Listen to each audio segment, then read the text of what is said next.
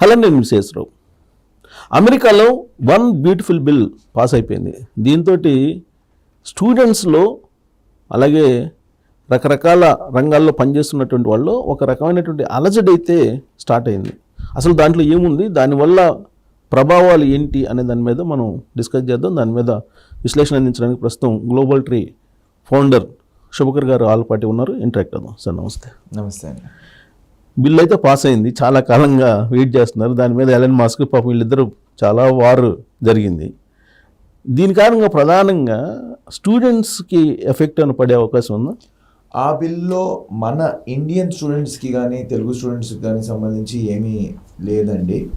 అక్కడ ఉన్న స్టూడెంట్స్కి లోన్స్ స్టఫ్ చేస్తాము, రీపేమెంట్ టైం తక్కువ ఇవ్వబోవటము, అక్కడ ఉన్న వాళ్ళకి ట్యాక్సెస్ మార్పులు ఉండటము, అలానే అక్కడ ఉన్న వేరియస్ డిపార్ట్మెంట్స్కి ఎక్స్పెండిచర్ ఏదైతే ఉందో దానికి సంబంధించింది ఉంది. మనకి ఆ బిల్లు పరంగా మనకి ఏది ఛాలెంజ్ ఉండదు. ఇప్పుడు దాంట్లో బ్రీఫ్గా ఎడ్యుకేషను, హెల్త్ దీని మీద ఎక్కువగా ఎఫెక్ట్ పడుతుంది. అలాగే సబ్సిడీస్, ఇది మూడు ఫ్యాక్టర్స్, ప్రధానమైన ఫ్యాక్టర్స్. అవును. సో దీని ఎఫెక్ట్ మనకి ఇండైరెక్ట్గా కూడా ఉండదా స్టూడెంట్స్ మీద? అక్కడ ఉన్న లోకల్ పబ్లిక్ కోసం అండి ఇది. ఆ హెల్త్లో కానీ ఆ ఇన్సూరెన్సెస్కి కావాల్సిన అమౌంట్స్ తగ్గిస్తాం కానీ, లేదంటే ఏదైతే ముందు ఆల్రెడీ అప్రూవ్డ్ ఉన్నాయో అవి తగ్గిస్తామని చెప్పని కానీ, అలానే అక్కడ ఎవరైతే స్టూడెంట్స్ చదువుకోవడానికి అక్కడ ఎడ్యుకేషన్ లోన్స్ చాలా చీప్ అండి. ఎంత చీప్ అంటే 2% లేకపోతే 3%కే ఎడ్యుకేషన్ లోన్ ఇస్తారనమాట గవర్నమెంట్. అక్కడ ఎవరైతే స్టూడెంట్స్ చదువుకోవాలనుకుంటున్నారో అది కూడా రీపేమెంట్ ఏంటంటే చాలా టైం ఇచ్చి ఒక 12 ఏళ్ళు కాకుండా 20-25 ఏళ్ళు వరకు టైం ఇస్తాము, ఇలాంటివన్నీ ఉన్నాయి. సో అలాంటి రీపేమెంట్ తగ్గించేయకపోవటము, అలానే ఇంట్రెస్ట్ రేట్ కొంచెం పెంచుతామని చెప్పి ఇలాంటి కొత్త కండిషన్స్ ఉన్నాయి తప్పితే ఇక్కడ డైరెక్ట్గా ఉండకపోవచ్చు. ఒక్కటి ఏంటంటే ఇండైరెక్ట్గా మనం ఎక్స్పెక్ట్ చేయగలిగింది, లేకపోతే ఏ ఛాలెంజ్ అవుతుంది అని మనం అనుకోవచ్చు ఏంటంటే ఇలాంటి సిస్టమ్ వలన అక్కడ యూనివర్సిటీస్ మీద లోడ్ ఎక్కువ పెరగచ్చు. అది మనం పాజిటివ్ అవుద్దా నెగిటివ్ అవుద్దా చెప్పలేం, కానీ అలాంటప్పుడు వాళ్ళ డిపెండెన్సీ ఫర్ ఇంటర్నేషనల్ స్టూడెంట్స్ పెరగచ్చు. సో వాళ్ళు దాన్ని వెల్కమింగ్ చేస్తారా, దానికి ఈయన సపోర్ట్ చేస్తాడా అనేది చూడాలి. కానీ డైరెక్ట్ ప్రపోర్షనల్గా అయితే మనకేమీ డిఫరెన్స్ ఉండదండి. సో ఈ బిల్లు కారణంగా అక్కడ యూనివర్సిటీలు సంబంధించిన ఫైనాన్షియల్ ప్రెషర్ని అయితే వాళ్ళు వదిలించుకుంది, గవర్నమెంట్ అయితే వదిలించుకుంది. కంప్లీట్గా యూనివర్సిటీలో భరాయించాలి అంటే అదేమి ఇంకా క్లారిటీ లేదండి. కానీ ప్రస్తుతానికైతే అక్కడున్న యూనివర్సిటీస్ మాత్రము చాలా ప్రెషర్లో ఉన్నాయండి. 2-3 రీజన్స్. ఒకటి ఏంటంటే గవర్నమెంట్ నుంచి ఫండింగ్ తగ్గించేస్తానంటున్నాడు. ఏదైతే గవర్నమెంట్ నుంచి యూనివర్సిటీస్కి వచ్చే ఫండింగ్ ఉందో ఆ యూనివర్సిటీస్ ఫండింగ్ తగ్గిస్తానంటున్నాడు. So most of the universities in the US they exist because of the funding. అది గవర్నమెంట్ ఫండింగ్ కావచ్చు, ఎక్స్టర్నల్ ఫండింగ్ కావచ్చు. గవర్నమెంట్ ఫండింగ్తో పాటు అక్కడ జనరల్గా ఏంటంటే వేరే జనాలు కూడా చాలా ఫండింగ్ ఇస్తారు. ఎందుకంటే అక్కడ ఫ్యామిలీకి ఎంత ఇస్తారో ఇలాంటి యూనివర్సిటీస్కి, కాలేజెస్కి కూడా అంతే ఫండింగ్ ఇస్తారు. అదెంత డిఫరెన్స్ అది అయినా అవ్వకపోయినా ఇప్పుడు గవర్నమెంట్ నుంచి వచ్చే ఏదైతే గ్రాంట్స్, ఫండింగ్స్ ఉన్నాయో అది బాగా కట్ చేయబోతున్నాడు. సో అది కాక ఈ ఇంటర్నేషనల్ స్టూడెంట్స్ని మినిమైజ్ చేస్తానికి వీసా అపాయింట్మెంట్స్ ఆపుతాం, ఇలాంటి అన్నిటి వలన రైట్ నౌ ఇప్పుడు నేను ఏ యూనివర్సిటీస్తో మాట్లాడినా వాళ్ళు కూడా చాలా ప్రెషర్లో ఉన్నారు. ఎందుకంటే ఈ యూనివర్సిటీ సపోర్ట్ చేసి ఎడ్యుకేషన్ డిపార్ట్మెంట్ రద్దు చేసేసాడు, లేకపోతే వాటికి నేను కావాల్సిన సపరేట్ అన్ని ఖర్చులు ఎక్కువ అవుతున్నాయి, గవర్నమెంట్కి అవి అవసరం లేదంటున్నాడు. గ్యారంటీగా institutions out there in the US ఇప్పుడు చాలా ప్రెషర్లో ఉన్నాయి. సో ఫీజులు పెంచే అవకాశం ఉందా? ఫీజులు పెంచుతారా లేదా మనం చెప్పలేమంది కదండి. అంటే మేబీ ఇలాంటి ఉన్న పరిస్థితుల్లో కొన్ని చిన్న యూనివర్సిటీలు ఎగిరిపోయే పరిస్థితి కూడా ఉండొచ్చు. అండ్ కొన్ని యూనివర్సిటీస్ కూడా ఇప్పుడు కొన్ని జాబ్స్ కూడా కొన్ని తగ్గించే పరిస్థితిలో ఉన్నాయి. నేను ప్రపోర్షనల్గా చూసేది ఏంటంటే ఈ సంవత్సరం కాకపోయినా నెక్స్ట్ ఇయర్ వాళ్ళకి ఇంటర్నేషనల్ స్టూడెంట్స్ ఎక్కువ అవసరం పడవచ్చు. సో కొంచెం వెల్కమింగ్ అవ్వచ్చేమో అనుకుంటున్నాను. సో తగ్గించే అవకాశాలు ఉన్నాయంటారా? వెల్కమ్ అంటే తగ్గిస్తేనే అట్రాక్ట్ అయ్యేది. తగ్గిస్తాం కష్టం అండి, బట్ అట్లీస్ట్ కొంచెం అడ్మిషన్ క్రైటీరియా బెటర్ అవుతాం కానీ, ఫాస్టర్ ప్రాసెస్ అవుతాం కానీ, వాళ్ళు మనం కావాలని ఎక్కువ కోరుకోవడం కానీ అయ్యే ఛాన్స్ ఉంటుంది. సో అలాంటప్పుడు స్టూడెంట్స్ని ఎక్కువ వాళ్ళైతే కావాలనుకుంటారు. బట్ ఇమ్మిగ్రేషన్ టైటన్ చేశారు కదా. ఇమిగ్రేషన్ కొంచెం టైటన్ చేశారండి. ఇప్పుడు ఈ సంవత్సరం మాత్రం ఈ లాస్ట్ 2-3 ఇంటేక్స్గా మనం చూస్తుంది ఏంటంటే వాళ్ళు కొంచెం 2023 was a very big year అండి. 180,000 మంది ఇండియన్ స్టూడెంట్స్ అక్కడికి వెళ్ళి చదువుకుంటున్నారు. More than 1.3 million international students అక్కడికి వచ్చారు. సో అది హెవీ అయిపోయేసరికి కొంచెం తగ్గిద్దామని లాస్ట్ ఇయర్ కొంచెం తగ్గించారు. ఈ ఇయర్ ట్రంప్ గారు వచ్చి ఇంకా తగ్గిస్తున్నారు. So I think what we have always seen the trend ఎలా ఉంటుందంటేనండి, ఎవ్రీ 2-3 ఇయర్స్కి ట్రెండ్ మారుతూ ఉంటుంది. ఒకసారి పీక్ వెళ్ళింది అనుకోండి, ఒకసారి డౌన్ ట్రెండ్ వచ్చి మళ్ళీ పెరుగుతుంది. సో ఆల్రెడీ 24 మనం డౌన్ చూసాం, 25 కూడా డౌన్ చూస్తున్నాం. సో రాబోయే సంవత్సరాల్లో మనకు మళ్ళీ trend Indian students, Telugu students ఎక్కువ కావాలనే ఇంట్రెస్ట్ రావచ్చని నేను ఎక్స్పెక్ట్ చేస్తున్నాను. ఇప్పుడు ప్రజెంట్ అసలు కాన్సులేట్లో ఇంటర్వ్యూలే ఇంకా ఫైనల్ కాలేదు కదా.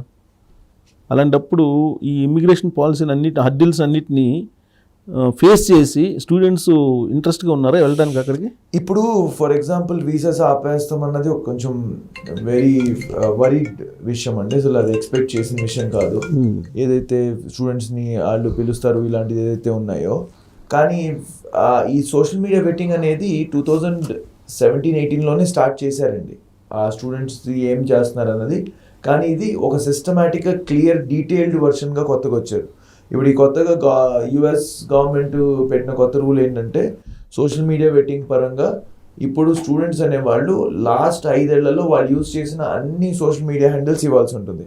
అది ఇన్స్టాగ్రామ్ కానివ్వండి, ఎక్స్ కానివ్వండి, ఫేస్బుక్ కానివ్వండి, లింక్డ్ఇన్ కానివ్వండి, ఇప్పుడు యూజ్ చేస్తుంది కాక ముందు యూజ్ చేసి దాన్ని ఇప్పుడు వదిలేసిన ప్రొఫైల్స్ అయినా సరే, ఏదైనా సరే వాళ్ళు ఇప్పుడు చూడాల్సిన అవసరం, వాళ్ళు మొత్తం డీటెయిల్స్ ఇవ్వాల్సిన రిక్వైర్మెంట్ వాళ్ళు ఇచ్చున్నారు.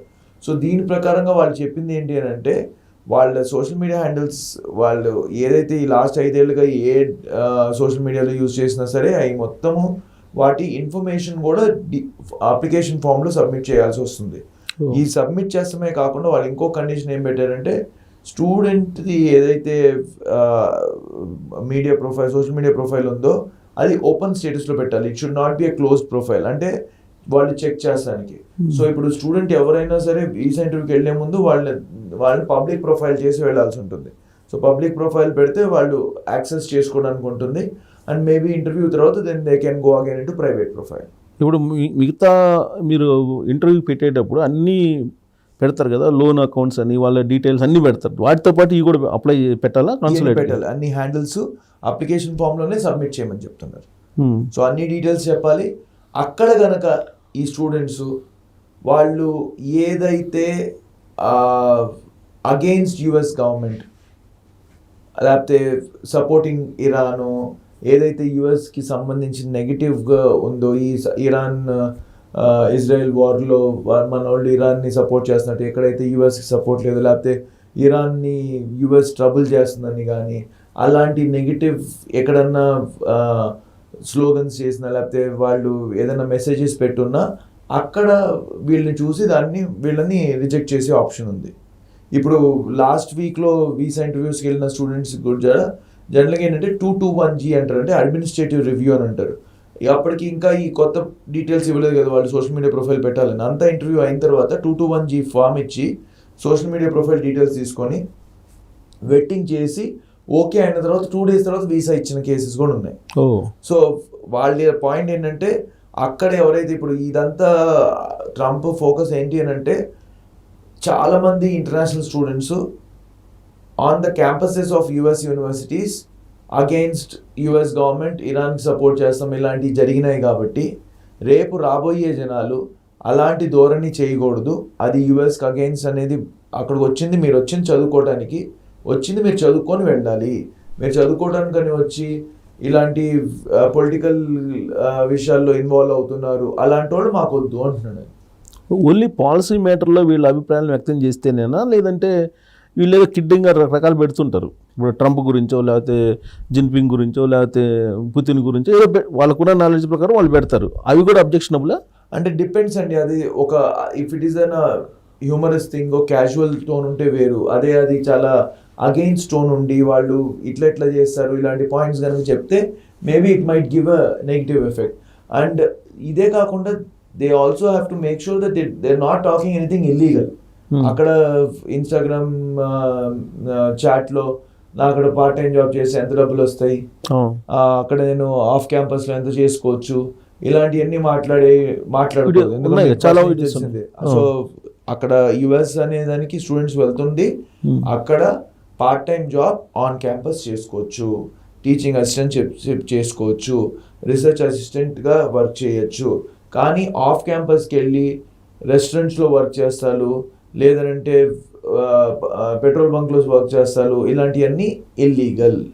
సో అలాంటి వాటి గురించి కమ్యూనికేషన్ వాళ్ళు అక్కడ ఉన్న సీనియర్స్ గురించి కానీ, ఫ్యామిలీ మెంబర్స్ గురించి కానీ, అక్కడ ఉన్న ఫ్రెండ్స్కి కానీ పంపించి అక్కడ ఎంతైతే ఇంత డబ్బులు వస్తాయి ఇలాంటివి ఉన్నా కూడా వాళ్ళు they stand a chance of getting rejected. So అసలు సోషల్ మీడియాని వాడకూడదు. ఆల్మోస్ట్ ఎటు నుంచి ఎటు వస్తుందో తెలియదు కదా అది. కాదండి, అలా ఏం లేదు. అంటే సోషల్ మీడియాకి సంబంధించి ఏంటంటే లీగాలిటీ స్పెసిఫిక్గా ఉండాలి. ఇప్పుడు మీరు మాట్లాడుకున్నారు, నేను ఇంకో ఫ్రెండ్ మాట్లాడుకున్నాము, దానిలో ఏమీ డిస్కషన్ ఉండదు. ఏదో మూవీ గురించి మాట్లాడుకున్నాం, లేదంటే ఎక్కడో డిన్నర్ గురించి మాట్లాడుకున్నాం, ఏదో రెస్టారెంట్స్ గురించి మాట్లాడాము, ఏదో పార్టీస్ గురించి మాట్లాడాము, ఎక్కడో ఏదో ఫెస్టివల్ జరుగుతుందనే విషయం గురించి మాట్లాడాము, ట్రావెల్ గురించి మాట్లాడుకున్నాం, ఇవన్నీ okay. Anything which is not legal for a student to do when he is entering in to the US is not accepted. ఇప్పుడు అమెరికా అనగానే ట్రంప్ గురించి మాట్లాడకుండా ఉండలేరు కదా స్టూడెంట్స్ కూడా. ట్రంప్ ఇలా చేస్తున్నాడు, అలా చేస్తున్నారు, లేదా జన్మతహగా పౌరసత్వం రద్దు చేస్తున్నాడు అని కామెంట్ ఏదో చేస్తారు కదా, అది కూడా అబ్జెక్షనబులేనా? అంటే అది డిపెండ్స్ ఆన్ ద వెయిటింగ్ వాళ్ళండి. వాళ్ళు ఇచ్చిన టెర్మినాలజీ ప్రకారంగా వీళ్ళు అడిగింది వాళ్ళు కరెక్ట్గా ఉందా లేదా, లేకపోతే వాళ్ళు ఏం మాట్లాడారు అనే దాన్ని బట్టి ఉంటుంది. Anything which is not derogatory or very extreme I think should not be a problem అండి. ఓకే. సో ఇప్పుడు ఇది స్క్రూటినీ చేసినందువల్ల ఎంతమంది స్టూడెంట్స్ ఈ ఈ ఈ దీంట్లో చిక్కుకునే అవకాశం ఉంది? మన తెలుగు రాష్ట్రాల నుంచి మేము చూసింది ఏంటంటేనండి, పొలిటికల్ వ్యూస్ పరంగా మనోళ్ళు మాట్లాడేది చాలా తక్కువ, అసలు ఆల్మోస్ట్ నెగ్లిజిబుల్ నెంబర్ అని చెప్పాలి. కానీ ఈ పార్ట్ టైం జాబ్స్ గురించి తెలియక, కావాలనే కాదు, చాలా మంది ఏంటంటే తెలియక ఇలా చేస్తే వస్తుందా వీసా, లేకపోతే ఇలా చేస్తే జాబ్ వస్తుందా, ఇలా అయితే ఎంత ఖర్చు ఉంటుంది, లేకపోతే ఇలా యూనివర్సిటీ మారచ్చా, ఇలాంటివన్నీ చేస్తారు. సో ఇలాంటివి చేయకూడదు, ఇన్ఫార్మ్డ్ డిసిషన్స్ తీసుకోండి. నేను ముందు కూడా చెప్పాను మన షోలో, స్టూడెంట్స్ అనేవాళ్ళు వాళ్ళకి ఈ వరల్డ్లో ఇన్స్టాగ్రామ్కి సంబంధించి, గూగుల్ సెర్చ్ సంబంధించి ప్రతిదీ తెలుసు. మీరెళ్ళి చదవబోయేది, మీరెళ్ళే యూనివర్సిటీ గురించి పూర్తిగా తెలుసుకోండి. అక్కడికి వెళ్ళి షార్ట్ కట్స్ అనేది అస్సలు చేయొద్దు. అట్లీస్ట్ ఇప్పుడున్న పరిస్థితుల్లో అయితే అసలు దాని గురించి ఆలోచించదు. Shortcuts are not the way to go. ఇప్పుడు మీరు షార్ట్ కట్స్ పరంగా, లేదంటే అక్కడికి వెళ్ళి నేను ఒక సెమిస్టర్ ఫీజు కట్టుకొని దాని తర్వాత పార్ట్ టైం జాబ్స్ చేసుకొని సెకండ్ సెమిస్టర్ ఫీజు కట్టేసుకొని వెళ్తాను అంటే వెళ్ళొద్దు, అసలు యూఎస్కి వెళ్ళొద్దు. మీరు ఆలోచన విధానంతో వెళ్ళేటైతే కనుక యుఎస్ మీకు వెళ్ళాల్సిన అవసరమే లేదు.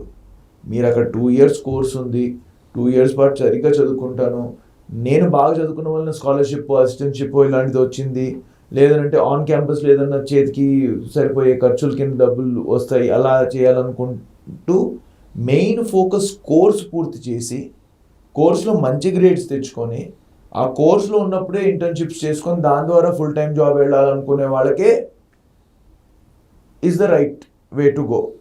ఊరికినే వెళ్ళిపోదామా, పార్ట్ టైం జాబ్స్లో వచ్చేస్తాయా, పార్ట్ టైం జాబ్స్ చేసుకుందామా, అలాంటి ధోరణి వాళ్ళకి దారి లేదు.